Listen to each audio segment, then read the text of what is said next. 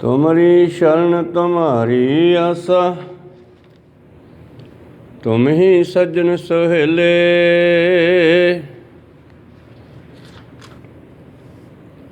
राखो राखनहार दयाला, नानक घर के गोले। सतनाम श्री वाहिगुरु साहिब जीओ।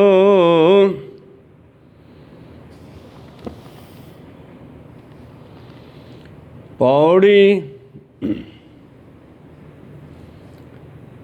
भगतां तै संसारियां, जोड़ कदे न आया।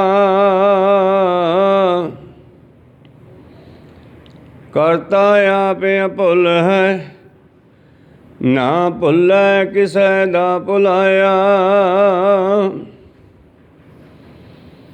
भगतां तै संसारियां, जोड़ कदे न आया।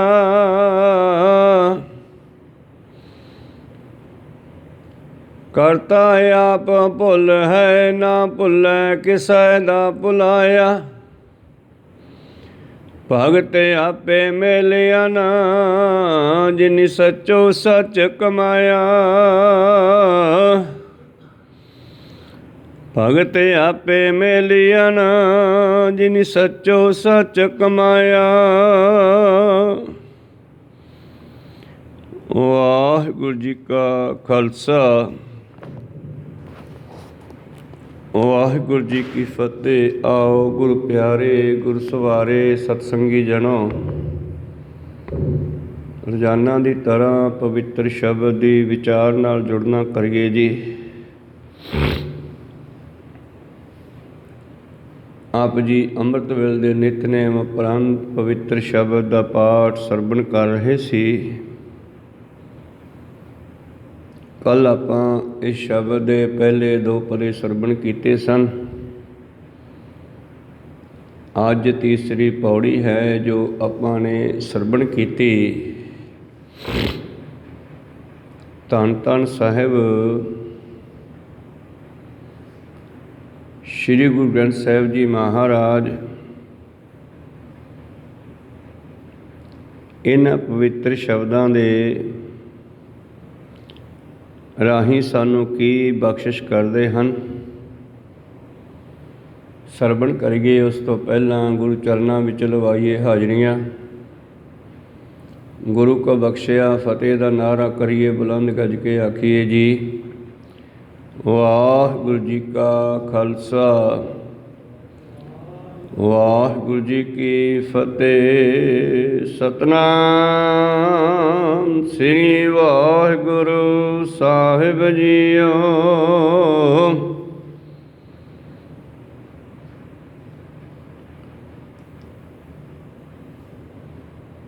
पौड़ी भगतां तै सहसारियां, जोड़ कदे ना आया।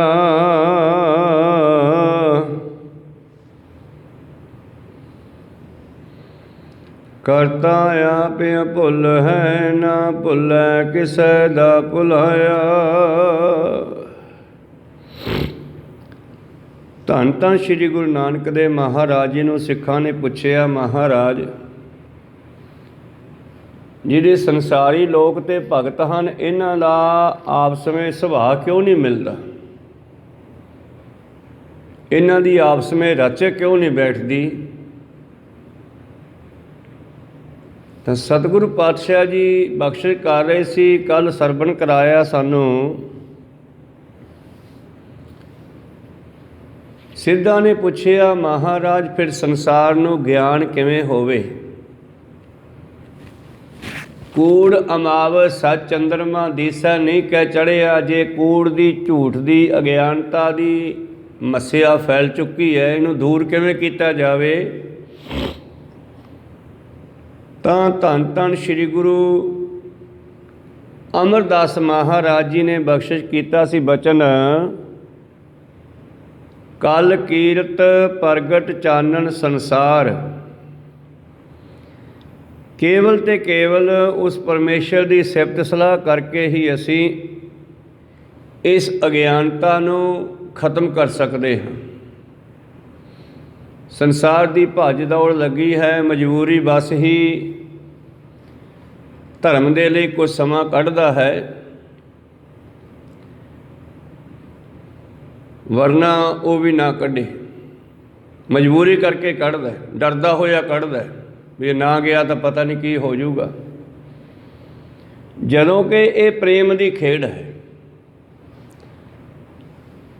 ਜਿਸ ਤਰ੍ਹਾਂ ਅਸੀਂ ਸੰਸਾਰ ਦੀ ਮਾਇਆ ਕਮਾਉਣ ਵਾਸਤੇ ਸਾਰਾ ਟਿਲ ਲਾ ਦਿੰਦੇ ਹਾਂ, ਸਾਰਾ ਜ਼ੋਰ ਲਾ ਦਿੰਦੇ ਹਾਂ, ਓਨਾ ਹੀ ਇੱਧਰ ਧਰਮ ਵਾਲੇ ਪਾਸੇ ਵੀ ਲੱਗਣਾ ਚਾਹੀਦਾ। ਪਾਤਸ਼ਾਹ ਜੀ ਕਹਿੰਦੇ ਉਦਮ ਅੱਗੇ ਲక్ష్ਮੀ ਜਿਉਂ ਪੱਖੇ ਅੱਗੇ ਪਾਉਣ। ਜਿਵੇਂ ਉਦਮ ਦੇ ਅੱਗੇ ਮਾਇਆ ਆਉਂਦੀ ਹੈ, ਅਸੀਂ ਉਦਮ ਕਰਦੇ ਹਾਂ, ਦਿਹਾੜੀ ਕਰਦੇ ਹਾਂ, ਮਜ਼ਦੂਰੀ ਕਰਦੇ ਹਾਂ, ਉਦਮ ਕਰਕੇ ਡਿਊਟੀ 'ਤੇ ਪਹੁੰਚਦੇ ਹਾਂ। ਡਿਊਟੀ ਕਰਦੇ ਹਾਂ ਤਾਂ ਹੀ ਸਾਡੇ ਕੋਲ ਦਿਹਾੜੀ ਤਨਖਾਹ ਮਾਇਆ ਆਉਂਦੀ ਆ। ਜਿਵੇਂ ਉਦਮ ਦੇ ਅੱਗੇ ਲక్ష్ਮੀ ਮਾਇਆ ਭੱਜਦੀ ਹੈ, ਜਿਵੇਂ ਪੱਖੇ ਦੇ ਅੱਗੇ ਹਵਾ ਭੱਜਦੀ ਆ, ਇਸੇ ਤਰ੍ਹਾਂ ਹੀ ਇੱਧਰ ਨੂੰ ਵੀ ਥੋੜ੍ਹਾ ਉਦਮ ਕਰਨਾ ਚਾਹੀਦਾ। ਜੇ ਕੋਈ ਬੰਦਾ ਕਹੇ ਕਿ ਮੇਰੇ ਕੋਲ ਸਮਾਂ ਹੀ ਨਹੀਂ ਹੈ ਜੀ, ਮੈਂ ਤਾਂ ਬੈਠ ਹੀ ਨਹੀਂ ਸਕਦਾ, ਫਿਰ ਗੱਲ ਨਹੀਂ ਬਣਦੀ। ਇਹ ਤਾਂ ਪ੍ਰੇਮ ਦੀ ਖੇਡ ਹੈ। ਸਾਚ ਕਹੋ ਸੁਣ ਲਿਓ ਸਭੈ, ਜਿਨ ਪ੍ਰੇਮ ਕੀਓ ਤਿਨ ਹੀ ਪ੍ਰਭ ਪਾਇਓ। ਤਾਂ ਸਤਿਗੁਰੂ ਪਾਤਸ਼ਾਹ ਜੀ ਕਹਿ ਰਹੇ ਸੀ, ਸਿੱਧੋ ਅਸੀਂ ਇਸ ਅਗਿਆਨਤਾ ਦੀ ਮੱਸਿਆ ਨੂੰ, ਇਸ ਝੂਠ ਦੀ ਮੱਸਿਆ ਨੂੰ ਗਿਆਨ ਦੇ ਨਾਲ ਦੂਰ ਕਰ ਸਕਦੇ ਹਾਂ। ਹਨੇਰੇ ਨੂੰ ਦੀਵੇ ਨਾਲ ਭਜਾਇਆ ਜਾ ਸਕਦਾ, ਦੀਵਾ ਜਗਾ ਕੇ, ਬੁਝੇ ਦੀਵੇ ਨਾਲ ਨਹੀਂ, ਜਗਦੇ ਦੀਵੇ ਨਾਲ। ਜੇ ਹਜ਼ਾਰਾਂ ਸਾਲ ਦਾ ਕਿਸੇ ਕਮਰੇ ਦੇ ਵਿੱਚ ਹਨੇਰਾ ਹੈ, ਹਜ਼ਾਰਾਂ ਸਾਲਾਂ ਤੋਂ ਉੱਥੇ ਕਿਸੇ ਨੇ ਲਾਈਟ ਨਹੀਂ ਜਗਾਈ, ਹਨੇਰਾ ਹੋ ਗਿਆ, ਉਸ ਹਨੇਰੇ ਦੇ ਕਾਰਨ ਠੂਹੇ, ਕਿਰਲੀਆਂ, ਸੱਪ ਆਦਿ ਹਨੇਰੇ ਦੇ ਜਾਨਵਰ ਪੈਦਾ ਹੋ ਗਏ। ਹੁਣ ਉਹਨਾਂ ਨੂੰ ਰੌਲਾ ਪਾ ਕੇ, ਢੋਲ ਵਜਾ ਕੇ, ਡਾਂਗਾ ਮਾਰ ਕੇ ਨਹੀਂ ਭਜਾਇਆ ਜਾ ਸਕਦਾ। ਹਨੇਰੇ ਨੂੰ ਭਾਜਾ ਰੌਲਾ ਪਾ ਕੇ ਨਹੀਂ ਭਜਾਇਆ ਜਾ ਸਕਦਾ। ਅਤੇ ਉਸ ਹਨੇਰੇ ਨੂੰ 1 ਮਿੰਟ ਵਿੱਚ ਭਜਾਇਆ ਜਾ ਸਕਦਾ ਹੈ। ਹਜ਼ਾਰਾਂ ਸਾਲਾਂ ਦੇ ਹਨੇਰੇ ਨੂੰ 1 ਮਿੰਟ ਵਿੱਚ ਭਜਾਇਆ ਜਾ ਸਕਦਾ ਹੈ। ਉੱਥੇ ਦੀਵਾ ਮੋਮਬੱਤੀ ਜਗਾ ਕੇ, ਬਲਬ ਜਗਾ ਕੇ, ਲਾਈਟ ਜਗਾ ਕੇ। ਇਸੇ ਤਰ੍ਹਾਂ ਹੀ ਹਜ਼ਾਰਾਂ ਸਾਲਾਂ ਦਾ ਇਹ ਜਿਹੜਾ ਹਨੇਰਾ ਦੁਨੀਆ ਵਿੱਚ ਫੈਲਿਆ ਹੋਇਆ ਸੀ, ਉਸ ਨੂੰ ਦੂਰ ਕਰਨ ਵਾਸਤੇ ਧੰਨ ਧੰਨ ਸ਼੍ਰੀ ਗੁਰੂ ਨਾਨਕ ਦੇਵ ਮਹਾਰਾਜ ਜੀ ਆਏ। ਤੋ ਭਾਈ ਸਾਹਿਬ ਭਾਈ ਗੁਰਦਾਸ ਜੀ ਨੇ ਆਪਣੀਆਂ ਵਾਰਾਂ ਵਿੱਚ ਲਿਖਿਆ ਕਿ ਜਦੋਂ ਉਹਨਾਂ ਨੇ ਆਉਣਾ ਕੀਤਾ ਤਾਂ ਕੀ ਕੀਤਾ, ਇਸ ਅਗਿਆਨਤਾ ਨੂੰ ਦੂਰ ਕਰਨਾ ਸ਼ੁਰੂ ਕੀਤਾ। ਜਿੱਥੇ ਜਿੱਥੇ ਦੁਨੀਆ ਔਟਲੀ ਹੋਈ ਸੀ, ਗਲਤ ਰਸਤੇ ਪਾਈ ਹੋਈ ਸੀ, ਉੱਥੇ ਉੱਥੇ ਪਹੁੰਚ ਕਰਕੇ ਗੁਰੂ ਪਿਆਰਿਓ ਸਤਿਗੁਰਾਂ ਨੇ ਗਿਆਨ ਦਿੱਤਾ, ਪਿਆਰ ਨਾਲ ਸਮਝਾਇਆ, ਸੋਝੀ ਦਿੱਤੀ। ਸਿੱਖੋ, ਇੱਦਾਂ ਗੱਲ ਨਹੀਂ ਬਣਨੀ, ਇੱਥੋਂ ਐਂ ਕਰੋ। ਜੇ ਕਿਸੇ ਪਿੰਡ ਵਿੱਚ ਕਾਲ ਪੈਂਦਾ ਸੀ, ਬਾਬਾ ਜੀ ਉਸ ਪਿੰਡ ਦੇ ਖੇਤਾਂ ਵਿੱਚ ਆ ਕੇ ਬੈਠੇ ਆ ਅਤੇ ਜ਼ਿਮੀਂਦਾਰ ਉੱਥੇ ਪਹੁੰਚਿਆ, ਇੱਕ ਉਦਾਸ ਜਿਹਾ, ਢਿੱਲਾ ਜਿਹਾ ਮੂੰਹ। ਪਾਤਸ਼ਾਹ ਕਹਿੰਦੇ ਕੀ ਗੱਲ ਹੈ ਸਿੱਖਾ, ਬੜਾ ਉਦਾਸ ਲੱਗਦਾ। ਕਹਿੰਦਾ ਜੀ ਕਾਲ ਪੈ ਗਿਆ, ਮੀਂਹ ਨਹੀਂ ਪੈਂਦਾ, ਕੀ ਕਰੀਏ, ਫਸਲਾਂ ਨਹੀਂ ਹੋਣੀਆਂ, ਬੰਦੇ ਮਰ ਜਾਣਗੇ, ਪਸ਼ੂ ਭੁੱਖੇ ਮਰ ਜਾਣਗੇ। ਐਤਕੀ ਕਾਲ ਪੈ ਗਿਆ। ਅਤੇ ਬਾਬਾ ਜੀ ਕਹਿੰਦੇ ਪਹਿਲਾਂ ਕਿਵੇਂ ਹੁੰਦਾ ਸੀਗਾ ਜੀ, ਸਾਡਾ ਰਾਜਾ ਜਿਹੜਾ ਉਹ ਮੰਤਰ ਜਾਣਦਾ ਸੀਗਾ, ਉਹ ਮੰਤਰ ਪੜ੍ਹ ਦਿੰਦਾ ਸੀ ਅਤੇ ਮੀਂਹ ਪੈ ਜਾਂਦਾ ਸੀ, ਅਤੇ ਐਤਕੀ ਪਿਆ ਹੀ ਨਹੀਂ। ਸਹਿਜੇ ਹੀ ਸਤਿਗੁਰੂ ਪਾਤਸ਼ਾਹ ਕਹਿੰਦੇ ਵੀ ਐਂ ਕਰੋ, ਫਿਰ ਤੁਸੀਂ ਕਰਤਾਰ ਨੂੰ ਕਹਿ ਦਿਓ ਹੁਣ ਉਸ ਇਲਾਕੇ ਦੇ ਲੋਕ ਕਰਤਾਰ ਨੂੰ ਜਾਣਦੇ ਨਹੀਂ ਕੌਣ ਹੈ ਇਹ। ਉਹ ਜ਼ਿਮੀਂਦਾਰ ਕਹਿੰਦਾ ਜੀ ਕਰਤਾਰ ਕੌਣ ਹੈ? ਕਹਿੰਦੇ ਕਰਤਾਰ ਪਰਮੇਸ਼ਰ, ਕੁਦਰਤ। ਜੇ ਉਹ ਚਾਹੇ ਤਾਂ ਅੱਗ ਦੇ ਉੱਤੇ ਵੀ ਫਸਲ ਪੈਦਾ ਕਰ ਸਕਦਾ ਹੈ। ਉਹ ਜ਼ਿਮੀਂਦਾਰ ਹੈਰਾਨ ਹੋਇਆ ਵੀ ਯਾਰ ਹੈ ਆਹ ਤਾਂ ਨਵੀਂ ਗੱਲ ਸੁਣ ਲਈ, ਫਸਲਾਂ ਤਾਂ ਪਾਣੀ ਨਾਲ ਹੁੰਦੀਆਂ, ਜੇ ਕਰਤਾਰ ਚਾਹੇ ਤੇ ਅੱਗ ਦੇ ਉੱਤੇ ਫਸਲ ਉਗਾ ਸਕਦਾ ਹੈ। ਕਹਿੰਦਾ ਅੱਛਾ ਜੀ। ਤੇ ਪਾਤਸ਼ਾਹ ਕਹਿੰਦੇ ਹਾਂ, ਤੂੰ ਘਰੋਂ ਬੀ ਤੇ ਹਲ ਲੈ ਕੇ ਆ ਤੇ ਮੈਂ ਤੈਨੂੰ ਉਹ ਕਰਤੇ ਦੀ ਕੁਦਰਤ ਬਾਰੇ ਵਿਖਾਵਾਂ। ਉਹ ਬੜਾ ਖੁਸ਼ ਹੋਇਆ, ਘਰ ਵੱਲ ਭੱਜਿਆ, ਬਲਦ ਤੋਰੇ, ਹਲ ਚੱਕ ਲਿਆ, ਸਿਰ 'ਤੇ ਬੀ ਵਾਲਾ ਗੱਟਾ ਚੱਕ ਲਿਆ। ਜਦੋਂ ਸੱਥ 'ਚੋਂ ਟੱਪਣ ਲੱਗਿਆ, ਸੱਥ ਵਿੱਚ ਕੁਝ ਬੈਠੇ ਬਾਈ ਕਹਿੰਦੇ ਓਏ ਤੂੰ ਕਿੱਧਰ, ਮੀਂਹ ਤਾਂ ਪਿਆ ਨਹੀਂ ਗਾ। ਉਹ ਕਹਿੰਦਾ ਸਾਡੇ ਖੇਤ ਇੱਕ ਸਾਧੂ ਆਏ ਨਾ, ਉਹ ਕਹਿੰਦੇ ਅੱਗ ਦੇ ਉੱਤੇ ਫਸਲ ਹੋ ਜੂਗੀ, ਕਹਿੰਦੇ ਬਿਨਾਂ ਪਾਣੀ ਤੋਂ ਵੀ ਹੋ ਸਕਦੀ ਹੈ ਜੇ ਕਰਤਾ ਚਾਹੇ, ਕਰਤਾਰ ਚਾਹੇ। ਕਹਿੰਦੇ ਮੂਰਖ ਹੋਇਆ, ਜਿਹੜਾ ਘਰੇ ਬੀ ਪਿਆ ਉਹ ਵੀ ਖਰਾਬ ਕਰ ਲੇਗਾ ਤੂੰ, ਐਵੇਂ ਨਹੀਂ ਸਾਧਾ ਮਗਰ ਲੱਗੀ ਦਾ। ਪਰ ਸਾਧੂ ਗੁਰੂ ਨਾਨਕ ਦੇਵ ਜੀ ਕੋਈ ਮਾੜੇ ਮੋਟੇ ਸਾਧੂ ਨਹੀਂ ਹੈਗੇ। ਉਦੋਂ ਲੋਕ ਤਪਾ ਸਾਧੂ ਕਿਹਾ ਕਰਦੇ ਸੀ, ਹੁਣ ਪਤਾ ਲੱਗਿਆ ਵੀ ਉਹ ਪਰਮੇਸ਼ਰ ਸੀ। ਤਾਂ ਗੁਰੂ ਪਿਆਰਿਓ, ਉਹ ਵਿਚਾਰਾ ਉਹ ਸੱਥ ਵਾਲਿਆਂ ਦੀ ਗੱਲ ਸੁਣ ਕੇ ਬੀ ਘਰੇ ਧਰ ਕੇ ਪਸ਼ੂ ਘਰੇ ਬੰਨ੍ਹ ਕੇ ਜਾ ਕੇ ਕਹਿੰਦਾ ਜੀ ਸਾਡੇ ਪਿੰਡ ਵਾਲੇ ਤਾਂ ਕਹਿੰਦੇ ਐ ਹੋ ਨਹੀਂ ਸਕਦਾ ਗਾ। ਕਹਿੰਦੇ ਇਹੀ ਤਾਂ ਤੁਹਾਨੂੰ ਦੱਸਣਾ ਵੀ ਕਰਤਾਰ ਉਹ ਕਰ ਸਕਦਾ ਜਿਹਦਾ ਤੁਸੀਂ ਕਹਿੰਦੇ ਨਹੀਂ ਹੋ ਸਕਦਾ।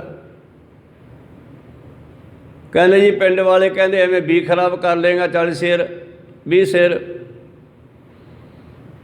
ਪਾਤਸ਼ਾਹ ਕਹਿੰਦੇ ਬੀ ਮੈਥੋਂ ਲੈ ਲਈ ਜੇ ਖਰਾਬ ਹੋ ਗਿਆ ਜਾਂ ਲੈ ਕੇ ਆ।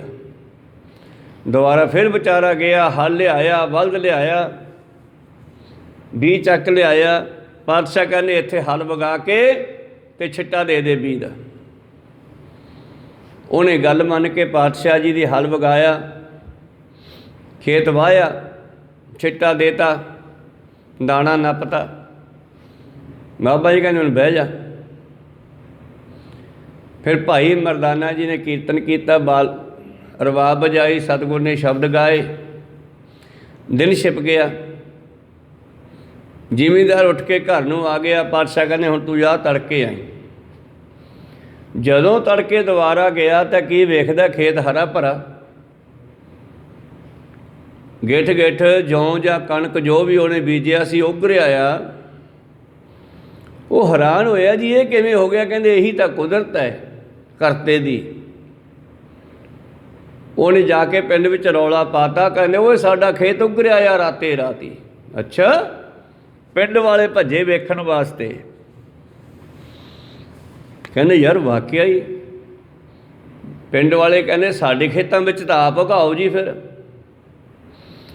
ਪਾਤਸ਼ਾਹ ਕਹਿੰਦੇ ਮੈਂ ਤੁਹਾਨੂੰ ਤਜਰਬਾ ਦਿਖਾਇਆ ਵੀ ਕਰਤਾ ਚਾਹੇ ਤਾਂ ਕੁਛ ਵੀ ਕਰ ਸਕਦਾ ਹੈ, ਕਰਤਾਰ ਦੀ ਮਰਜ਼ੀ ਆ, ਕਰਤਾਰ ਕੁਛ ਵੀ ਕਰ ਸਕਦਾ ਹੈ। ਕਰਤਾਰ ਨੂੰ ਕਹੋ। ਬਾਬਾ ਜੀ ਆਪਣੇ ਸਿਰਾ ਨਹੀਂ ਲੈਂਦੇ ਬਾਬਾ ਨਾਨਕ, ਕਿਉਂਕਿ ਉਹਨਾਂ ਨੇ ਸੰਸਾਰ ਨੂੰ ਅਕਾਲ ਪੁਰਖ ਨਾਲ ਜੋੜਨਾ ਸੀਗਾ। ਦੁਨੀਆ ਉਟਲੀ ਹੋਈ ਸੀ, ਰਸਤੇ ਤੋਂ ਭਟਕੀ ਹੋਈ ਸੀ। ਤਾਂ ਪਿੰਡ ਵਾਲੇ ਕਹਿੰਦੇ ਜੀ ਕਰਤਾਰ ਕੌਣ ਹੈ? ਸੰਤ ਜਾਣਦੇ ਨਹੀਂ ਗੇ। ਉਹਨੇ ਸੋਚਿਆ ਵੀ ਜਿਵੇਂ ਸਾਡਾ ਰਾਜਾ ਮੰਤਰ ਪੜ੍ਹਦਾ ਐਂ ਕੋਈ ਕਰਤਾਰ ਹੋਣਾ। ਉਹਨੂੰ ਕਿਵੇਂ ਕਹੀਏ ਜੀ, ਸਾਨੂੰ ਤਾਂ ਪਤਾ ਨਹੀਂ।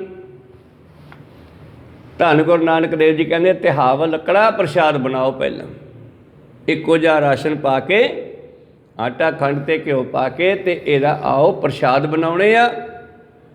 ਪ੍ਰਸ਼ਾਦ ਬਣਾਇਆ, ਪ੍ਰਸ਼ਾਦ ਸਜਾ ਕੇ ਢੱਕ ਕੇ ਰੱਖ ਦਿੱਤਾ। ਤੇ ਫਿਰ ਧੰਨ ਗੁਰੂ ਨਾਨਕ ਦੇਵ ਜੀ ਅੱਗੇ ਖੜ੍ਹੇ ਹੋਏ ਤੇ ਪਿੱਛੇ ਸਾਰਾ ਪਿੰਡ ਖੜ੍ਹਾ ਹੋਇਆ ਤੇ ਫਿਰ ਅਰਦਾਸ ਕੀਤੀ ਕਰਤਾਰ ਦੇ ਕੋਲ।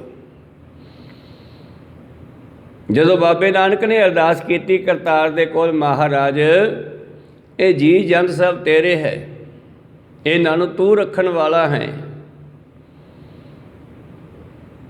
ਸ਼ਬਦ ਵੀ ਉਹ ਗੁਰਬਾਣੀ ਵਿੱਚ ਹਨ ਸਾਰੇ। ਜਦੋਂ ਅਰਦਾਸ ਕੀਤੀ ਥੋੜ੍ਹੇ ਚਿਰ ਬਾਅਦ ਮੀਂਹ ਲੈ ਪਿਆ, ਬਦਲੀ ਆ ਗਈ, ਕਾਲ ਟੁੱਟ ਗਿਆ। ਪਾਤਸ਼ਾਹ ਕਹਿੰਦੇ ਜਾਓ ਹੁਣ ਆਪਣੇ ਖੇਤਾਂ 'ਚ ਬੀਜ ਲਓ ਸਾਰੇ। ਉਹ ਜ਼ਿਮੀਂਦਾਰ ਦੂਸਰਾ ਜਿਹੜਾ ਪਹਿਲਾਂ ਆਇਆ ਸੀ ਉਹ ਕਹਿਣ ਲੱਗਿਆ ਜੀ ਫਿਰ ਤੁਸੀਂ ਕਹਿੰਦੇ ਕੁਦਰਤ ਕੀ ਆ, ਉਹ ਵੀ ਤਾਂ ਵਿਖਾ ਦਿਓ। ਅੱਗ 'ਤੇ ਕਿ ਤੁਸੀਂ ਕਿਹਾ ਸੀ ਫਸਲ ਹੋ ਜਾਂਦੀ ਆ। ਪਾਤਸ਼ਾਹ ਕਹਿੰਦੇ ਕੋਈ ਬੂਟਾ ਪੱਟ ਕੇ ਦੇਖ, ਥੱਲੇ ਤੈਨੂੰ ਅੱਗ ਮਿਲੂਗੀ। ਉਹਨੇ 2-4 ਬੂਟੇ ਪੱਟ ਕੇ ਦੇਖੇ ਤਾਂ ਥੱਲੇ ਉਸ ਨੂੰ ਗਰਮ ਧਰਤੀ ਫੀਲ ਹੋਈ। ਤੁਹਾਨੂੰ ਪਤਾ ਹੀ ਹੈ ਗਰਮੈਸ਼ ਹੁੰਦੀ ਹੈ ਧਰਤੀ ਦੇ ਹੇਠਾਂ, ਪਰ ਸਤਿਗੁਰ ਨੇ ਉੱਥੇ ਅੰਗਿਆਰੇ ਵਿਖਾ ਦਿੱਤੇ ਉਸ ਨੂੰ। ਕੋ ਸਤਨਾਮ ਸ੍ਰੀ ਹੋਏ ਅਤੇ ਸਾਰੇ ਨਗਰ ਨਿਵਾਸੀਆਂ ਨੂੰ ਫਿਰ ਕਰਤਾਰ ਨਾਲ ਜੋੜਿਆ। ਜਗਜੀਵਨ ਪੁਰਖ ਤਿਆਗ ਕੈ ਮਾਨਸ ਸੰਧੀ ਆਸ, ਦੋਐ ਭਾਏ ਬਿਗੁਚੀਆ ਗਲ ਪਈ ਸੋ ਜਮ ਕੀ ਫਾਸ। ਫਿਰ ਉੱਥੇ ਪਾਤਸ਼ਾਹ ਜੀ ਨੇ ਮੰਜੀ ਥਾਪੀ, ਪ੍ਰਚਾਰਕ ਛੱਡਿਆ ਅਤੇ ਉਹਦੀ ਡਿਊਟੀ ਲਾਈ ਪ੍ਰਚਾਰ ਕਰਨ ਦੀ। ਤਾਂ ਗੁਰੂ ਪਿਆਰਿਓ ਇਸ ਤਰ੍ਹਾਂ ਉੱਥੇ ਪ੍ਰਚਾਰ ਹੋਣ ਲੱਗਿਆ।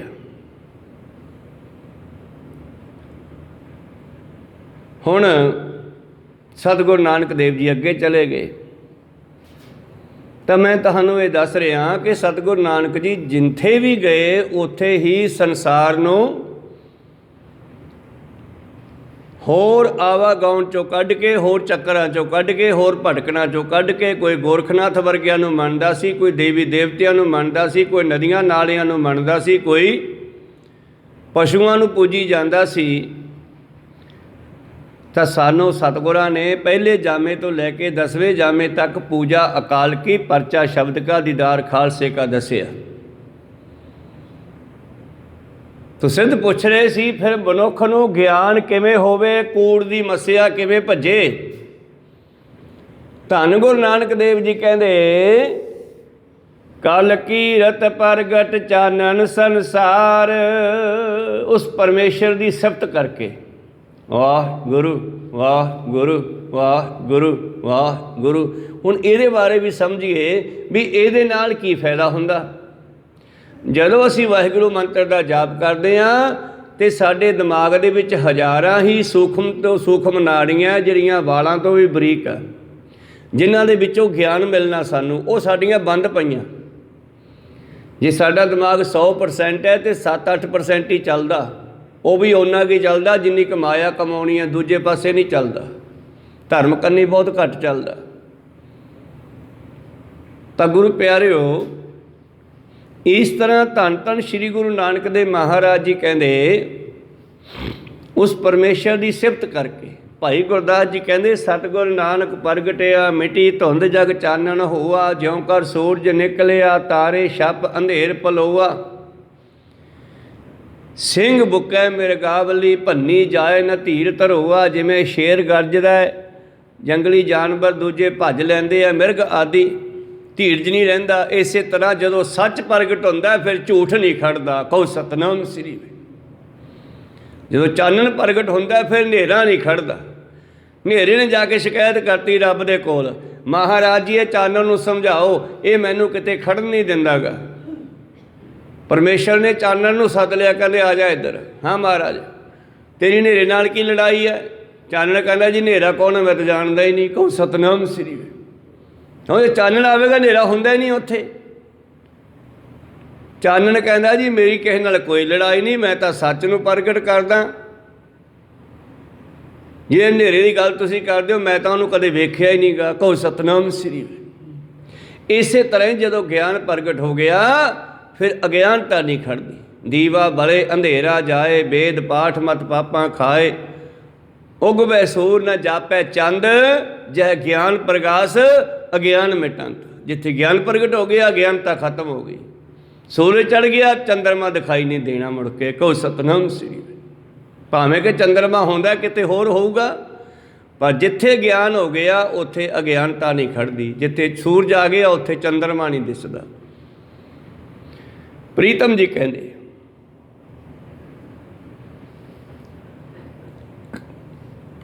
ਕਲ ਕੀਰਤ ਪ੍ਰਗਟ ਚਾਨਣ ਸੰਸਾਰ, ਗੁਰਮੁਖ ਕੋਈ ਉਤਰੈ ਪਾਰ। ਪਰ ਇਸ ਵਸਤੂ ਨੂੰ ਕੋਈ ਵਿਰਲਾ ਸਮਝਦਾ ਗੁਰੂ ਵਾਲਾ, ਨਹੀਂ ਤਾਂ ਸੰਸਾਰ ਮਾਇਆ ਇਕੱਠੀ ਕਰਨ 'ਤੇ ਲੱਗਿਆ ਹੋਇਆ ਸਾਰਾ।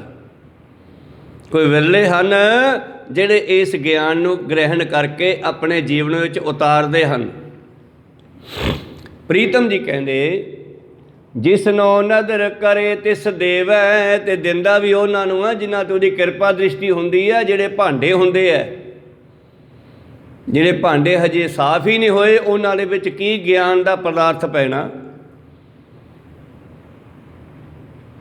ਜਿਨ੍ਹਾਂ ਤੇ ਉਹਦੀ ਕਿਰਪਾ ਦ੍ਰਿਸ਼ਟੀ ਹੋ ਜਾਂਦੀ ਆ, ਉਹਨਾਂ ਨੂੰ ਉਹ ਇਹ ਨਾਮ ਦੀ ਦਾਤ, ਗਿਆਨ ਦੀ ਦਾਤ ਬਖਸ਼ ਦਿੰਦਾ ਹੈ।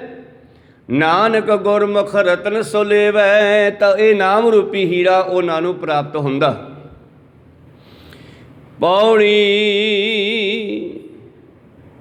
ਹੁਣ ਗੁਰੂ ਪਿਆਰਿਓ, ਧੰਨ ਗੁਰੂ ਨਾਨਕ ਦੇਵ ਜੀ ਦਾ ਵੀ ਕਈ ਥਾਵਾਂ ਦੇ ਉੱਤੇ ਵਿਰੋਧ ਹੋਇਆ, ਕਿਉਂਕਿ ਜਿਹੜਾ ਪੁਰਾਣਾ ਝੂਠ ਫੈਲਿਆ ਹੋਇਆ ਸੀ, ਜਿਨ੍ਹਾਂ ਲੋਕਾਂ ਦੀ ਝੂਠ ਦੇ ਨਾਲ ਰੋਟੀ ਚੱਲਦੀ ਸੀ, ਜਦੋਂ ਉੱਥੇ ਬਾਬੇ ਹੋਰਾਂ ਨੇ ਜਾ ਕੇ ਸੱਚ ਦਾ ਪ੍ਰਗਟ ਕੀਤਾ ਵੀ ਅਸਲੀਅਤ ਆਹ ਹੈ, ਉਹਨਾਂ ਨੂੰ ਦੁੱਖ ਪੈਦਾ ਹੋਇਆ ਵੀ ਇਹ ਤਾਂ ਸਾਡਾ ਕੰਮ ਹੀ ਖਰਾਬ ਹੋ ਜਾਊਗਾ। ਅੱਜ ਤੱਕ ਸੰਸਾਰ ਦੇ ਵਿੱਚ ਜਿਹੜਾ ਪੜ੍ਹਾਉਣ ਦਾ ਕੰਮ ਹੈ, ਵਿੱਦਿਆ ਦਾ ਕੰਮ ਹੈ, ਇਹ ਬ੍ਰਾਹਮਣ ਨੇ ਆਪਣੇ ਹੱਥ ਵਿੱਚ ਰੱਖਿਆ। ਕਹੋ ਸਤਨਾਮ ਸ੍ਰੀ, ਆਮ ਜਨਤਾ ਨੂੰ ਦਿੱਤਾ। ਬੰਦੇ ਨੂੰ ਪਾੜ ਕੇ 4 ਹਿੱਸੇ ਕਰਕੇ ਖੱਤਰੀ ਬ੍ਰਾਹਮਣ ਸੂਦ ਵੈਸ ਬਣਾ ਕੇ ਜਿਹੜਾ ਵਿੱਦਿਆ ਦੇਣ ਦਾ, ਪੜ੍ਹਾਉਣ ਦਾ ਕੰਮ ਸੀਗਾ, ਉਹ ਆਰੀਅਨ ਲੋਕ ਜੋ ਦੂਜੇ ਦੇਸ਼ਾਂ ਤੋਂ ਸਾਡੇ ਦੇਸ਼ ਵਿੱਚ ਆਏ ਸੀ, ਉਹਨਾਂ ਨੇ ਉਹ ਵਿੱਦਿਆ ਦਾ ਕੰਮ ਸਾਡੇ ਲੋਕਾਂ ਨੂੰ ਨਹੀਂ ਦਿੱਤਾ। ਜੰਗਲੀ ਕਹਿ ਕੇ ਵੀ ਇਹ ਜੰਗਲੀ ਆ, ਇਹਨਾਂ ਨੂੰ ਗਿਆਨ ਨਹੀਂ। ਤੁਸੀਂ ਸਾਡਾ ਝਾੜੂ ਮਾਰੀ ਚੱਲੋ, ਸਾਡੀ ਸਫਾਈ ਕਰੀ ਚੱਲੋ। ਜਿਹੜਾ ਕੋਈ ਥੋੜ੍ਹਾ ਤਕੜਾ ਜਿਹਾ ਵੇਖਿਆ, ਉਹਨੂੰ ਕਹਿੰਦਾ ਤੂੰ ਤਾਂ ਯਾਰ ਛਤਰੀ ਆ, ਛਤਰੀ, ਤੂੰ ਸਾਡੀ ਰਕਸ਼ਾ ਕਰਿਆ ਕਰ।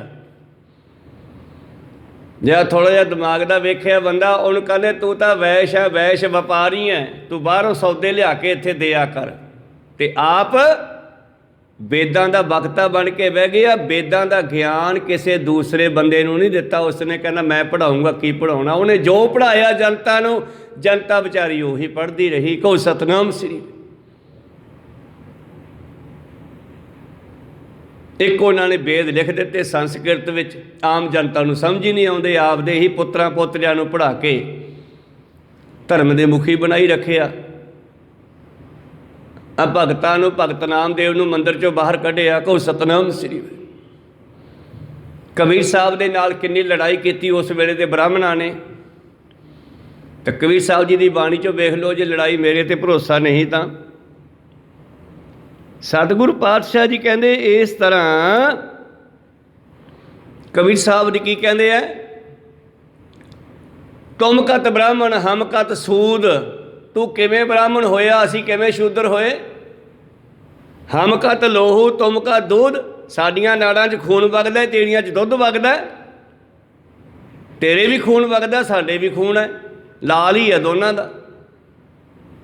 ਜੋ ਤੂੰ ਬ੍ਰਾਹਮਣ ਬ੍ਰਾਹਮਣੀ ਜਾਇਆ, ਤਾਂ ਆਣ ਬਾਟ ਕਾਹੇ ਨਹੀਂ ਆਇਆ। ਜੇ ਤੂੰ ਬ੍ਰਾਹਮਣ ਹੈ, ਬ੍ਰਾਹਮਣੀ ਦੇ ਪੇਟੋਂ ਪੈਦਾ ਹੋਇਆ, ਤਾਂ ਜਿਵੇਂ ਤੂੰ ਪੈਦਾ ਹੋਇਆ ਉਵੇਂ ਅਸੀਂ ਪੈਦਾ ਹੋਏ ਹਾਂ। ਫਿਰ ਤੂੰ ਕਿਸੇ ਹੋਰ ਢੰਗ ਨਾਲ ਦੁਨੀਆ 'ਚ ਆਉਂਦਾ ਨਾ। ਤੂੰ ਵੀ ਮਾਂ ਦੇ ਪੇਟੋਂ ਪੈਦਾ ਹੋਇਆ, ਮੈਂ ਵੀ ਮਾਂ ਦੇ ਪੇਟੋਂ ਪੈਦਾ ਹੋਇਆ। ਇਹ ਕਬੀਰ ਸਾਹਿਬ ਜੀ ਦੀ ਲੜਾਈ ਹੋਈ ਆ ਉਸ ਵੇਲੇ ਦੇ ਧਰਮ ਦੇ ਮੁਖੀਆਂ ਨਾਲ। ਕਹੋ ਸਤਨਾਮ ਸਿੰਘ। ਜਿਨ੍ਹਾਂ ਵਿਚਾਰਾਂ ਨੂੰ ਸਤਿਗੁਰਾਂ ਨੇ ਸਾਡੇ ਲਈ ਬਾਣੀ ਵਿੱਚ ਰੱਖ ਦਿੱਤਾ ਵੀ ਆ ਦੇਖੋ। ਪਹਿਲਾਂ ਉਹਨਾਂ ਭਗਤਾਂ ਨੇ ਬੜੀ ਜਦੋਜਹਿਦ ਕੀਤੀ ਆ। ਕਿਸੇ ਨੂੰ 1200 ਸਾਲ ਹੋ ਗਿਆ, ਕਿਸੇ ਨੂੰ 1100 ਸਾਲ ਹੋ ਗਿਆ, ਕਿਸੇ ਨੂੰ 900 ਸਾਲ ਹੋ ਗਏ ਆ। ਫਿਰ ਆਪ ਨਰੈਣ ਕਲਾ ਧਾਰ ਜਗ ਮੈਂ ਪਰਵਰਿਓ, ਨਿਰੰਕਾਰ ਆਕਾਰ ਜੋਤ ਜਗ ਮੰਡਲ ਕਰਿਓ। ਅੱਜ ਦੀ ਪੌੜੀ ਪੜ੍ਹ ਰਹੇ ਸੀ। ਭਗਤਾਂ ਤੇ ਸੰਸਾਰੀਆਂ ਜੋੜ ਕਦੇ ਨਾ ਆਇਆ। ਭਗਤਾਂ ਨੇ ਸੱਚ ਦੀ ਗੱਲ ਕਰਨੀ ਆ, ਸੰਸਾਰ ਨੇ ਝੂਠ ਦੀ ਕਰਨੀ ਆ। ਝੂਠ ਤੇ ਸੱਚ ਕਦੇ ਨਹੀਂ ਇਕੱਠੇ ਹੁੰਦੇ। ਕਹੋ ਸਤਨਾਮ। ਹਨੇਰਾ ਤੇ ਸੱਚ, ਚਾਨਣ ਕਦੇ ਇਕੱਠੇ ਨਹੀਂ ਹੁੰਦੇ। ਭਗਤਾਂ ਤੇ ਸੰਸਾਰੀਆਂ ਜੋੜ ਕਦੇ ਨਾ ਆਇਆ। ਭਾਵੇਂ ਕਿ ਉਸ ਵੇਲੇ ਦੇ ਧਰਮ ਦੇ ਮੁਖੀਆਂ ਨੇ ਆਮ ਜਨਤਾ ਨੂੰ ਗਿਆਨ ਨਹੀਂ ਦਿੱਤਾ, ਤੇ ਪਰਮੇਸ਼ਰ ਨੇ ਸਿੱਧਾ ਦੇਤਾ। ਭਗਤ ਕਬੀਰ ਸਾਹਿਬ ਜੀ ਨੂੰ ਪਤਾ ਲੱਗਿਆ ਗੁਰੂ ਵਾਲੇ ਬਣਨਾ ਚਾਹੀਦਾ। ਤਾਂ ਉਹਨਾਂ ਨੇ ਵੇਖਿਆ ਵੀ ਜਿਹੜੇ ਬ੍ਰਾਹਮਣ ਹੈ, ਇਹ ਤਾਂ ਮੈਨੂੰ ਰਾਮਾਨੰਦ ਦੇ ਨੇੜੇ ਨਹੀਂ ਜਾਣ ਦਿੰਦੇ, ਤੇ ਰਾਮਾਨੰਦ ਤੋਂ ਮੈਂ ਉਪਦੇਸ਼ ਲੈਣਾ।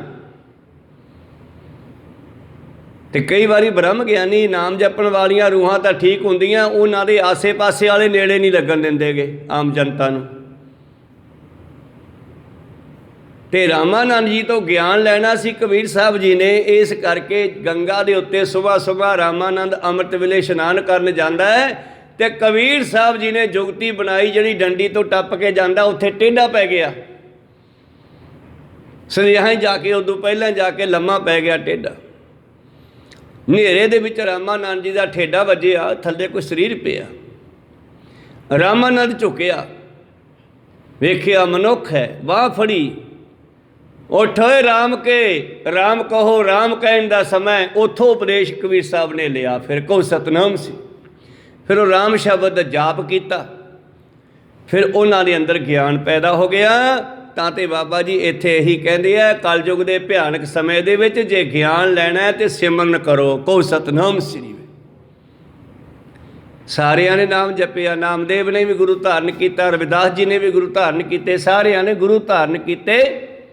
ਭਾਵੇਂ ਕਿ ਉਸ ਵੇਲੇ ਧਰਮ ਦੇ ਮੁਖੀਆਂ ਨੇ ਆਮ ਜਨਤਾ ਨੂੰ ਬ੍ਰਹਮ ਗਿਆਨੀਆਂ ਤੋਂ ਜਾਂ ਬ੍ਰਹਮ ਗਿਆਨ ਤੋਂ ਦੂਰ ਰੱਖਣਾ ਚਾਹਿਆ, ਪਰ ਪਰਮੇਸ਼ਰ ਨਹੀਂ ਭੁੱਲਦਾ, ਉਹ ਜਿਹਨੂੰ ਚਾਹੇ ਦੇ ਦਿੰਦਾ ਹੈ। ਛੱਜੂ ਮਹਿਰ ਦੇ ਸਿਰ 'ਤੇ ਸੋਟੀ ਰੱਖ ਕੇ ਹਰਿਕ੍ਰਿਸ਼ਨ ਜੀ ਨੇ ਗਿਆਨ ਕਰਾਤਾ, ਬ੍ਰਾਹਮਣ ਦਾ ਹੰਕਾਰ ਦੂਰ ਕਰਤਾ, ਜਿਹੜਾ ਕਹਿੰਦਾ ਸੀ ਮੇਰੇ ਵਰਗਾ ਤਾਂ ਕੋਈ ਜਗਤ ਜੀਤ ਬ੍ਰਾਹਮਣ ਹੀ ਨਹੀਂ ਹੈਗਾ। ਤੇ ਇਹਨੇ ਹੰਕਾਰ ਕੀਤਾ। ਇਕੱਠ ਜਾ ਰਿਹਾ 8ਵੇਂ ਪਾਤਸ਼ਾਹ ਦਾ ਦਿੱਲੀ ਨੂੰ, ਆਂਬਾਲੇ ਦੇ ਇਲਾਕੇ 'ਚ, ਤੇ ਇਹ ਜਗਤ ਜੀਤ ਬ੍ਰਾਹਮਣ ਦੁਨੀਆ ਨੂੰ ਜਿੱਤਦਾ ਫਿਰਦਾ, ਬ੍ਰਾਹਮਣਾਂ ਨਾਲ ਚਰਚਾ ਕਰਦਾ, ਗਰੀਬ ਬ੍ਰਾਹਮਣਾਂ ਤੋਂ ਚੱਕਰ 'ਚ ਪਾ ਕੇ ਉਹਨਾਂ ਨੇ ਗ੍ਰੰਥ ਖੋਹ ਲੈਂਦਾ, ਉਹਨਾਂ ਨੂੰ ਹਰਾ ਕੇ। ਲਸ਼ਕਰ ਨੂੰ, ਇਕੱਠ ਨੂੰ ਪੁੱਛਿਆ ਵੀ ਇਹ ਕੀ ਹੈ, ਕੌਣ ਜਾ ਰਿਹਾ ਹੈ? ਕਿਸੇ ਸਿੱਖ ਨੇ ਦੱਸਿਆ ਵੀ 8ਵੇਂ ਪਾਤਸ਼ਾਹ ਗੁਰੂ ਨਾਨਕ ਦੀ ਜੋਤ ਜਾ ਰਹੇ ਨੇ, ਗੁਰੂ ਜੀ ਜਾ ਰਹੇ ਆ। ਗੁਰੂ ਜੀ ਕਿਹੜੇ ਆ? ਗੁਰੂ ਜੀ ਉਹ ਜਿਹੜੇ ਹੁਣ ਹਾਥੀ 'ਤੇ ਬੈਠੇ ਆ। ਉਹ ਬੱਚਾ ਛੋਟਾ ਜਿਹਾ, ਬੱਚਾ ਨਾ ਕਹੇ ਉਹਦੇ ਵਿੱਚ ਨਾਨਕ ਜੋਤ ਵਰਤਦੀ ਆ, ਕਹੋ ਸਤਨਾਮ ਸੀ। ਹੰਕਾਰ ਸੀਗਾ, ਕਹਿੰਦਾ ਗੁਰੂ ਬਣਨ ਵਾਸਤੇ ਤਾਂ ਬੜੇ ਵੇਦ ਪੜ੍ਹਨੇ ਪੈਂਦੇ ਆ, ਗ੍ਰੰਥ ਪੜ੍ਹਨੇ ਪੈਂਦੇ ਆ। ਸਿੱਖ ਨੇ ਰੋਕਿਆ, ਪਰ ਨਾ ਰੋਕਿਆ, ਕਹਿੰਦਾ ਮੇਰੇ ਨਾਲ ਚਰਚਾ ਕਰਾਓ, ਮੈਂ ਮੰਨੂਗਾ। ਫਿਰ ਸਿੱਖ ਨੇ ਜਾ ਕੇ 8ਵੇਂ ਪਾਤਸ਼ਾਹ ਜੀ ਨੂੰ ਦੱਸ ਦਿੱਤਾ। ਪਾਤਸ਼ਾਹ ਕਹਿੰਦੇ ਪੜਾਅ ਕਰੋ, ਉੱਥੇ ਹੀ ਰੋਕਣਾ ਕੀਤਾ। ਹਾਥੀ ਤੋਂ ਥੱਲੇ ਉਤਰੇ ਔਰ ਬ੍ਰਾਹਮਣ ਨਾਲ ਚਰਚਾ ਸ਼ੁਰੂ ਕੀਤੀ। ਹਾਂ ਦੱਸ ਬਈ ਕੀ ਸ਼ੱਕ ਪੈ ਗਿਆ? ਕਹਿੰਦਾ ਜੀ ਤੁਸੀਂ ਆਪਣੇ ਆਪ ਨੂੰ ਹਰਿਕ੍ਰਿਸ਼ਨ ਕਰਾਉਣੇ ਹੋ, ਕ੍ਰਿਸ਼ਨ ਤੋਂ ਵੀ ਵੱਡੇ ਕਿਉਂ? ਫਿਰ ਤੈਨੂੰ ਕੀ? ਕਹਿੰਦਾ ਮੈਂ ਕਹਿਣਾ ਵੀ ਗੁਰੂ ਬਣਨ ਵਾਸਤੇ ਤਾਂ ਬਹੁਤ ਗਿਆਨ ਦੀ ਲੋੜ ਹੈ, ਪਹਿਲਾਂ ਬੰਦੇ ਨੂੰ ਗਿਆਨ ਹੋਣਾ ਚਾਹੀਦਾ। ਉਹ ਕਹਿਣ ਲੱਗਿਆ ਵੀ ਨਹੀਂ, ਇਹ ਪਰਮੇਸ਼ਰ ਦੀ ਕਿਰਪਾ ਹੈ। ਕਹਿੰਦਾ ਮੈਨੂੰ ਕੋਈ ਦਿਖਾਓ ਕਰਾਮਾਤ। ਜੇ ਤੁਸੀਂ ਹਰਿਕ੍ਰਿਸ਼ਨ ਕਹਾਉਣੇ ਹੋ, ਮੈਨੂੰ ਗੀਤਾ ਦੇ ਅਰਥ ਕਰਕੇ ਸੁਣਾ ਦਿਓ। ਗੁਰੂ ਹਰਿਕ੍ਰਿਸ਼ਨ ਜੀ ਕਹਿੰਦੇ ਜੇ ਮੈਂ ਸੁਣਾਤੇ ਫਿਰ ਤੇਰੇ ਅੰਦਰ ਦੂਜਾ ਫੁਰਨਾ ਪੈਦਾ ਹੋ ਜਾਊਗਾ ਵੀ ਬਚਪਨ ਵਿੱਚ ਕਿਸੇ ਨੇ ਪੜ੍ਹਾਤੇ ਹੋਣੇ ਆ। ਤੂੰ ਐਂ ਕਰ, ਉਹ ਬੰਦਾ ਲੈ ਕੇ ਆ ਜਿਹਦੇ ਬਾਰੇ ਤੈਨੂੰ ਪਤਾ ਹੋਵੇ ਵੀ ਕਦੇ ਮੰਦਰ 'ਚ ਗਿਆ ਵੀ ਨਹੀਂ। ਉਹ ਫਿਰ ਪਿੰਡ 'ਚ ਗਿਆ ਤੇ ਛੱਜੂ ਮਹਿਰ ਹੈ ਇੱਕ ਗਰੀਬ ਜਿਹਾ ਸਿੱਖ, ਲੋਕਾਂ ਨੇ ਪਾਣੀ ਪਾਉਂਦਾ, ਵਹਿੰਗੀ ਚੱਕ ਕੇ, ਪਹਿਲਾਂ ਵਹਿੰਗੀ ਨਾਲ ਪਾਣੀ ਪਾਇਆ ਕਰਦੇ ਸੀ, 2 ਘੜੇ ਦੋਨੇ ਪਾਸੇ ਬੰਨ੍ਹ ਲੈਂਦੇ। ਛੱਜੂ ਨੂੰ ਲਿਆਇਆ, ਕਹਿੰਦਾ ਚੱਲ ਮਿੱਤਰਾ ਤੈਨੂੰ ਮੈਂ ਕੁਛ ਦੇਵਾਂਗਾ, ਮੇਰੇ ਨਾਲ ਚੱਲ। ਲਿਆ ਕੇ ਬਿਠਾਤਾ ਮੂਹਰੇ, ਕਹਿੰਦੇ ਲਿਆਂਦਾ ਜੀ। ਤੇ ਹਰ ਕਿਸੇ ਸਿਰ 'ਤੇ ਰੱਖੀ ਸੋਟੀ। ਕਹਿੰਦੇ ਛੱਜੂ ਇਹ ਬ੍ਰਾਹਮਣ ਗੀਤਾ ਦੇ ਅਰਥ ਸੁਣਨੇ ਚਾਹੁੰਦਾ, ਸੁਣਾ ਦੇ ਫਿਰ। ਬਸ ਫਿਰ ਕੀ ਸੀਗਾ, ਉਸ ਬ੍ਰਾਹਮਣ ਦੀ ਦੰਦਾਂ ਥੱਲੇ ਜੀਭ ਆ ਗਈ, ਕਹੋ ਸਤਨਾਮ ਸੀ। ਬੋਲਿਆ ਨਹੀਂ ਗਿਆ ਮੁੜ ਕੇ ਉਹਦੇ ਕੋਲੋਂ। ਔਰ ਹਰਿਕ੍ਰਿਸ਼ਨ ਜੀ ਦੇ ਚਰਨੀ ਲੱਗ ਕੇ ਸਾਰੇ ਜਿੰਨੇ ਗ੍ਰੰਥ ਉੱਠ ਉੱਤੇ ਲੱਦੀ ਫਿਰਦਾ ਸੀਗਾ, ਆਪਣੇ ਆਪ ਨੂੰ ਜਗਤ ਜੀਤ ਬਣਾਉਣਾ ਚਾਹੁੰਦਾ ਸੀ ਕਿ ਮੈਂ ਸਭ ਤੋਂ ਵੱਡਾ ਗਿਆਨੀ ਹਾਂ। ਸਾਰੇ ਗ੍ਰੰਥ ਨਦੀ 'ਚ ਬਹਾ ਕੇ ਗੁਰੂ ਸਾਹਿਬ ਦਾ ਸਿੱਖ ਬਣ ਗਿਆ ਮੁੜ ਕੇ, ਕਹੋ ਸਤਨਾਮ ਸ੍ਰੀ। ਇਸ ਕਰਕੇ ਚਲੋ ਖੈਰ ਸਮਾਂ ਸਮਾਪਤੀ 'ਤੇ ਹੈ। ਬਾਕੀ ਆਪ ਜੀ ਸਲਾਹ ਮਸ਼ਵਰਾ ਕਰਕੇ ਦੱਸ ਦਿਓ। ਥੋੜ੍ਹੇ ਸਮੇਂ ਵਿੱਚ ਕੋਈ ਗੱਲ ਪੂਰੀ ਹੁੰਦੀ ਨਹੀਂ ਮੇਰੇ ਕੋਲੋਂ, ਅੱਧਾ ਪੌਣਾ ਘੰਟਾ ਹੋਣਾ ਚਾਹੀਦਾ ਹੈ। ਸੰਗਤ ਸਲਾਹ ਕਰਕੇ ਨਾ ਆਪਾਂ ਸਮਾਂ ਥੋੜ੍ਹਾ ਜਿਹਾ ਉਸ ਹਿਸਾਬ ਨਾਲ ਪੂਰਾ ਕਰ ਲਈਏ। ਗੁਰੂ ਕਿਰਪਾ ਕਰਨ। ਸਮਾਪਤੀ ਕਰਦੇ ਹਾਂ ਸ਼ਬਦ ਦੀ। ਪੌੜੀ ਦੇ ਵਿੱਚ ਪਾਤਸ਼ਾਹ ਜੀ ਕਹਿੰਦੇ ਪਰਮੇਸ਼ਰ ਬੜਾ ਦਿਆਲ ਹੈ। ਵੈਸੇ ਭਗਤਾਂ ਦਾ ਤੇ ਸੰਸਾਰੀਆਂ ਦਾ ਕਦੇ ਮੱਤ ਨਹੀਂ ਮਿਲਦੀ। ਭਗਤਾਂ ਤੇ ਸੰਸਾਰੀਆਂ ਜੋੜ ਕਦੇ ਨਾ ਆਇਆ। ਕਰਤਾ ਆਪ ਅਭੁੱਲ ਹੈ, ਨਾ ਭੁੱਲੈ ਕਿਸੇ ਦਾ ਭੁਲਾਇਆ। ਉਹ ਪਰਮੇਸ਼ਰ ਸਭ ਜਾਣਦਾ ਹੈ। ਭਗਤ ਹੀ ਆਪੇ ਮੇਲੀਆਂ, ਜਿੰਨੀ ਸੱਚੋ ਸੱਚ ਕਮਾਇਆ। ਭਗਤ ਜਿਹੜੇ ਸੱਚ ਨਾਲ ਜੁੜੇ ਹੁੰਦੇ ਨੇ ਉਹਨਾਂ ਨੂੰ ਪਰਮੇਸ਼ਰ ਆਪਣੇ ਨਾਲ ਮਿਲਾ ਲੈਂਦਾ, ਜਿਵੇਂ ਮਰਜ਼ੀ ਮਿਲਾਵੇ। ਰਵਿਦਾਸ ਵਰਗਿਆਂ ਨੂੰ ਬੜੀ ਕੋਸ਼ਿਸ਼ ਕੀਤੀ ਉਸ ਮੌਕੇ ਦੇ ਧਰਮ ਦੇ ਮੁਖੀਆਂ ਨੇ ਮੰਦਿਰਾਂ ਤੋਂ ਦੂਰ ਕਰਨ ਦੀ। ਉਹ 15 ਭਗਤ ਜਿਹੜੇ ਗੁਰਬਾਣੀ ਵਿੱਚ ਵਿਰਾਜਮਾਨ ਹੈ, ਇਹਨਾਂ ਨਾਲ ਉਸ ਵੇਲੇ ਦੇ ਬ੍ਰਾਹਮਣਾਂ ਦੀ ਵੀ ਬੜੀ ਜਦੋਜਹਿਦ ਹੋਈ ਆ ਬਈ ਇਹ ਸੱਚ ਨਾ ਬੋਲਣ, ਪਰ ਜੀ ਤੋਂ ਬੁਲਾਉਣਾ ਉਹ ਤੋਂ ਬੁਲਾ ਹੀ ਲੈਂਦਾ। ਜਿਨੀ ਸੱਚੋ ਸੱਚ ਕਮਾਇਆ, ਸੰਸਾਰੀ ਆਪ ਖੁਆਇਨ। ਸੰਸਾਰੀ ਜਿਹੜਾ ਮਾਇਆ ਧਾਰੀ ਹੈ ਉਹ ਖੁਆਰ ਹੁੰਦਾ ਫਿਰਦਾ। ਜਿਨੀ ਕੂੜ ਬੋਲ ਵੇਖਾਇਆ, ਜਿਹੜਾ ਝੂਠ ਬੋਲਦਾ ਉਹ ਜ਼ਹਿਰ ਖਾਂਦਾ ਹੈ। ਚੱਲਣ ਸਾਰ ਨਾ ਜਾਣਨੀ, ਕਾਮ ਕ੍ਰੋਧ ਵਿਸ ਵਧਾਇਆ। ਉਹਨਾਂ ਨੂੰ ਇਹ ਨਹੀਂ ਪਤਾ ਕਿ ਦੁਨੀਆ ਵਿੱਚੋਂ ਜਾਣਾ ਵੀ ਹੈ। ਉਹਨਾਂ ਦੇ ਅੰਦਰ ਕਾਮ ਕ੍ਰੋਧ ਵਿਸ਼ੇ ਵਿਕਾਰ ਵਿਸ ਹੁੰਦਾ, ਈਰਖਾ ਦਾ ਜ਼ਹਿਰ ਵਧਿਆ ਹੁੰਦਾ। ਕਹੋ ਸਤਨਾਮ। ਕਾਮ ਦਾ ਮਤਲਬ ਕਾਮਨਾਵਾਂ, ਆਸ਼ਾ ਤ੍ਰਿਸ਼ਨਾ, ਆ ਵੀ ਮੇਰਾ ਹੋ ਜੇ, ਕੋ ਉਹ ਚੀਜ਼। ਕਾਮ ਦਾ ਇੱਕ ਅਰਥ ਨਾ ਲਈਏ, ਕਾਮ ਦਾ ਦੂਸਰਾ ਅਰਥ ਹੈ ਆਸ਼ਾ ਤ੍ਰਿਸ਼ਨਾਵਾਂ, ਕਾਮਨਾਵਾਂ। ਕਾਮ ਕ੍ਰੋਧ ਵਿਸ ਵਧਾਇਆ। ਭਗਤ ਕਰਨ ਹਰ ਚਾਕਰੀ। ਜਿਹੜੇ ਭਗਤ ਹੁੰਦੇ ਆ ਉਹ ਚਾਕਰੀ ਕਰਦੇ ਆ। ਚਾਕਰੀ ਤੇ ਨੌਕਰੀ 'ਚ ਫਰਕ ਹੈ। ਨੌਕਰੀ ਇਹਨਾਂ 9 ਦੁਆਰਿਆਂ ਦਾ ਖਰਚਾ ਤਨਖਾਹ ਲੈ ਕੇ ਦੇਣਾ, ਕੰਨਾਂ ਨੂੰ, ਅੱਖਾਂ ਨੂੰ, ਮੂੰਹ ਨੂੰ, 9 ਇੰਦਰੀਆਂ ਦਾ ਖਰਚਾ ਦੇ ਦੇਣਾ, ਇਹਦੀ ਤਨਖਾਹ ਲੈਣੀ, ਇਹਨੂੰ ਨੌਕਰੀ ਕਹਿੰਦੇ ਆ। ਚਾਕਰੀ ਹੁੰਦੀ ਆ ਚਾਅ ਦੇ ਨਾਲ ਕੁਛ ਕਰਨਾ, ਸ਼ੌਂਕ ਨਾਲ ਕਰਨਾ। ਕਹੋ ਸਤਨਾਮ। ਇਹ ਚਾਕਰੀ, ਭਗਤ ਚਾਕਰੀ ਕਰਦੇ ਆ। ਭਗਤ ਕਰਨ ਹਰ ਚਾਕਰੀ, ਜਿਨੀ ਆਂਡੇ ਨਾਮ ਤੇ ਆਇਆ। ਜਿਹੜੇ ਨਾਮ ਜਪਦੇ ਉਹਨਾਂ ਅੰਦਰ ਚਾਅ ਪੈਦਾ ਹੁੰਦਾ ਹੈ ਕਿ ਮੈਂ ਇਹ ਗੱਲ ਹੋਰਾਂ ਨੂੰ ਵੀ ਦੱਸ ਦੇਵਾਂ।